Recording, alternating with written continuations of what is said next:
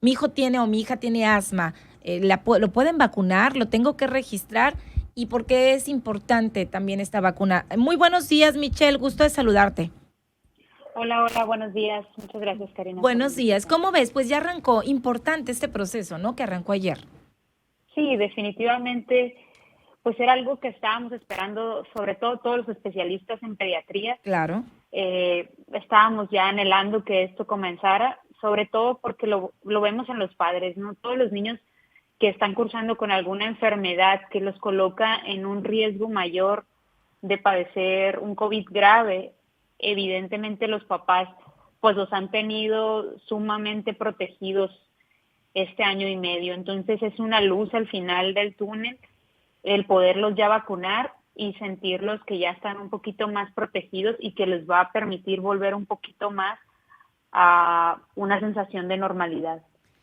¿Cuáles son las comorbilidades? ¿Qué niños o cuáles son los factores de riesgo? Cuando escuchamos factores de riesgo o menores de 12 a 17 con alguna comorbilidad, decimos, bueno, aplica. Ayer me decía una señora que su hijo tenía hipotiroidismo. Hipotiroidismo. Ajá.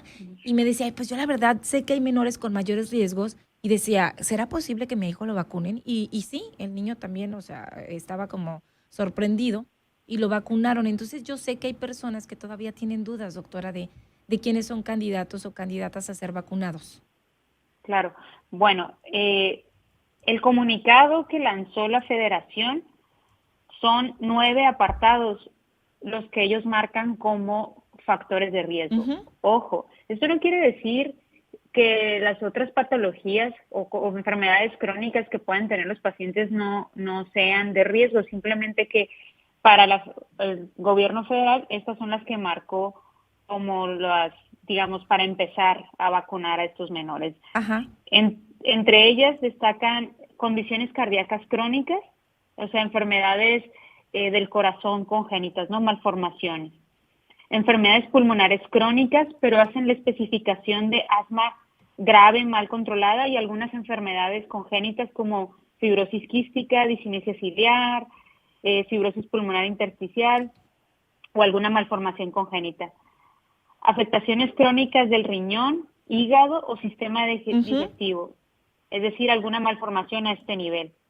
Enfermedades neurológicas crónicas, que ahorita mencionaba usted autismo, Sí. bueno, ellos comentan neurodiscapacidad y enfermedad neuromuscular que incluye parálisis cerebral, autismo moderado o Ok, grave, ok. epilepsia de difícil control, trastornos congénitos que afecten al sistema nervioso central y algunas enfermedades neuromusculares como Duchenne, atrofia muscular espinal, que yo por ahí tengo un pacientito que súper es candidato. Ujú.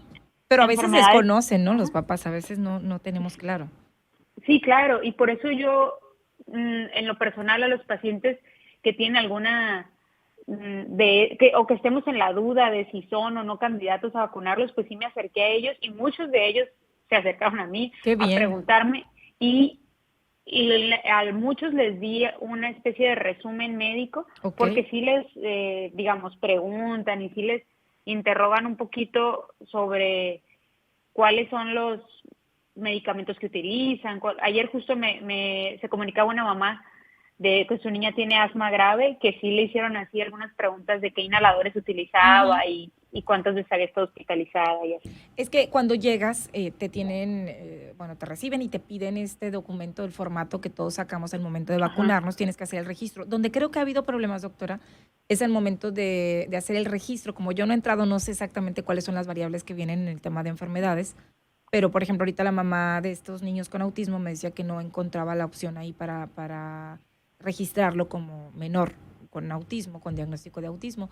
Y a lo mejor a donde se les complica también a algunos papás es cuando necesitan llevar un historial clínico o algo que confirme que en efecto ujú. tiene tal comorbilidad, ¿no? Y sí, muchos de los papás me hablaron cuando estaban llenando las solicitudes porque quizá viene un poco confuso, pero Ujú. vienen separado en estos 9 grupos que le Ok, comento. ok. Y no Entonces, sabemos dónde va.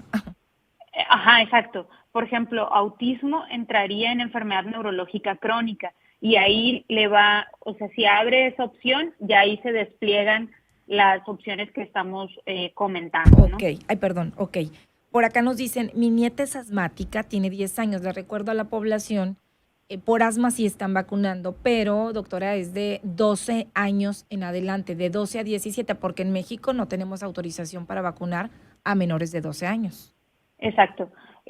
Y el asma están considerando asma grave, es decir, o de difícil control, que tenga, a que haya requerido hospitalización en el último año por una crisis asmática, que esté utilizando más de 2 inhaladores y sobre todo que se pueda comprobar, entre comillas, pues que ha estado de difícil control. Ok.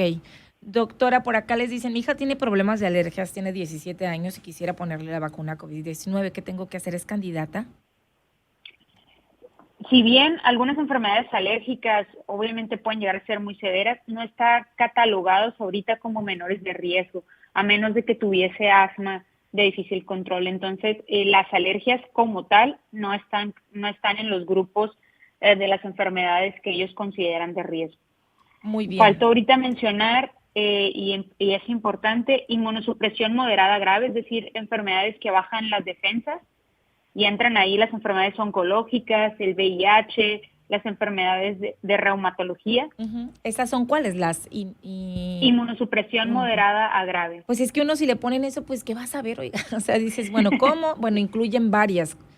Sí, VIH, es un grupo grande. Ajá. cáncer, ¿qué más? Infecciones por tuberculosis, Ok, pacientes que estén con inmunosupresores, que son las enfermedades reumatológicas, por ejemplo, lupus, artritis, que ok. necesitas medicamentos que te bajan las defensas. Entonces eso te pone susceptible a infecciones y entre ellas, evidentemente, está COVID. Ayer Es mandaban comunicado, doctora, la vacuna se suministra específicamente condiciones cardíacas crónicas, enfermedad pulmonar crónica, afección de riñón, hígado, sistema digestivo, enfermedades neurológicas, endocrinas, inmunosupresión de moderada a grave. Por ejemplo, el hipo y el IPE está dentro de las endocrinas, ¿no? Sí, Sí. pero no está mencionada como una afectación de riesgo. Es decir, sí, el hipotiroidismo o el hipertiroidismo es una enfermedad endocrina, pero no son las que están consideradas. Mire qué curioso, Está, ayer vacunaron a un niño con hipotiroidismo. bueno, pues qué bueno que están Ajá, siendo un poco flexibles, pero no está, digamos, en lo ok. que está descrito en los lineamientos, ¿no? Sí, yo entrevisté a un niño ayer en el Listezón y lo vacunaron, iban con el que le digo que tenía con la duda, entonces, bueno, entonces yo creo que cuando tengan la duda, doctora, asesorarse con un médico, si usted no sabe en qué grupo o en qué variable registrarlo, Sí, y definitivamente a acudir veces es complicado. o acudir a que te den, o sea, pero muchos no los está dejando registrarse el sistema, es lo que me comentaban por acá. Doctora, importante entonces, obviamente Pfizer es 45 días como máximo. Van a esperar para la segunda dosis no mayor a 45 días. Es importante completar el esquema de vacunación. Sí, sí, sí, definitivamente. Aparte de lo obvio que es terminar el esquema, porque no se alcanza una protección completa hasta que lo tenemos, pues imagínese el desperdicio de vacuna que sería aplicar una primera dosis y no terminar Y el no esquema. terminar, exacto. Muy bien, Entonces, pues sí, entonces definitivamente. es parte de, en el extranjero ya hay autorizaciones, incluso damos la nota en China, ayer comentábamos, ya se autorizó a niños de 3 años, pero recuerdo a la población que en México, doctora, la única dosis o biológico aprobado es Pfizer y es para menores de 12 a 17 años. En días pasados sí se vacunó, pero a niños o a menores que estaban amparados, que independientemente si tenían o no una comorbilidad, algunos sí se lograron amparar. Sí, en México nuestra máxima autoridad sanitaria es COFEPRIS y COFEPRIS ha autorizado el uso de las vacunas, Pfizer en este caso, en mayores de 12 pues a 17 años. Pero en Estados Unidos ya está, apenas el día de ayer se autorizó a menores de 5 a 11 años, también Pfizer con un tercio de la dosis, ¿no? Pero eso aún no está aprobado en México porque tiene que pasar por la regulación de COFEPRIS. Una vez que esto se autorice su uso en México, y de hecho es su uso de emergencia, entonces se podrá planear cómo se hará. Porque en México tiene Pfizer siendo aprobada desde mayo Sí, tiene y apenas relativamente estamos poco. empezando a la vacunación, ¿no? Doctora, bueno, pasando a otro tema y rápidamente, ayer se anunciaba ya la vacunación de la influenza, usted que también es experta en el tema, pues por el área que maneja, Ujú. neumóloga también, pues pediatra, es una afectación también que golpea mucho a niños y ya se está distribuyendo, nos dicen que para el 3 es importante, además de la vacuna del COVID, ponerse la vacuna de influenza también, o sea, que no haya alguna contraindicación. Sí, definitivamente. De hecho, influenza Ujú. tiene afectación más severa en niños que lo que habitualmente vemos en COVID. O sea, en COVID obviamente hay excepciones y hay niños que han presentado casos severos, pero en influenza es muchísimo más frecuente ver complicaciones y neumonías por influenza. Y El año, la mortalidad también exacto, y es la mayor. mortalidad es mucho mayor. Es menos contagioso, o sea, no es tan fácil que te contagies, sobre todo porque hay vacunas, pero sí es mucho más severa la afectación en los pacientes pediátricos por influenza. El año pasado, gracias al uso de cubrebocas, ya que los niños estaban pues en casa porque no estaban yendo a la escuela, pues no vimos tantos casos, pero solo hay que remontarnos a diciembre de 2019, enero 2020, en donde teníamos brotes importantes de influenza y muchos niños hospitalizados por esta causa. Sí, sí, Entonces sí. es bien importante, ahora que los niños ya están acudiendo de manera presencial a la escuela, la vacunación contra influenza en todos los mayores de 6 meses de edad. Ok, que en este grupo o en esta primera vacunación es como un grupo con factores de riesgo, que están los niños, los adultos mayores, el personal médico, las mujeres embarazadas, etcétera, ¿no? Se le dará prioridad pues a la vacunación, entonces es importante recordarle a los papás que aún, bueno, el adulto mayor que se haya vacunado o qué va a pasar si tengo yo la vacuna contra COVID y luego me quiero poner la de influenza, no hay contraindicaciones, según han dicho los especialistas. No, no hay ninguna contraindicación. Ok. Y tenemos que recordar que a partir del 2009, que fue pues, la pandemia Ujú. de influenza, la vacunación se amplió. Antes solamente se vacunaba a menores de 5 años y mayores de 65. Ujú. A partir de el 2009, la vacunación se amplió a todos los mayores de 6 meses. Sin embargo, hay veces que no hay suficiente vacuna y por eso se da una prioridad a grupos de riesgo, pero realmente todos deberíamos de ponérnosla, ¿no? Sí, sí, hay nada más prioridades por la cantidad de vacunas que nos llegan. Ahorita son Exacto. 714,000 en la primera etapa de 4 etapas. Y recordar que aunque nos pusimos la vacuna, doctora, el año pasado, tenemos que ponernos la que corresponde a este año, porque si no, pues no es efectiva. Sí, puntualizando es por temporada, porque a lo Ujú, mejor yo me pude poner la vacuna de influenza en enero de ujú. este año, pero ya no es la misma vacuna, Ok, entonces me toca volvérmela a poner cada cambio de temporada. ok. Doctora, le agradezco. ¿Dónde le encontramos?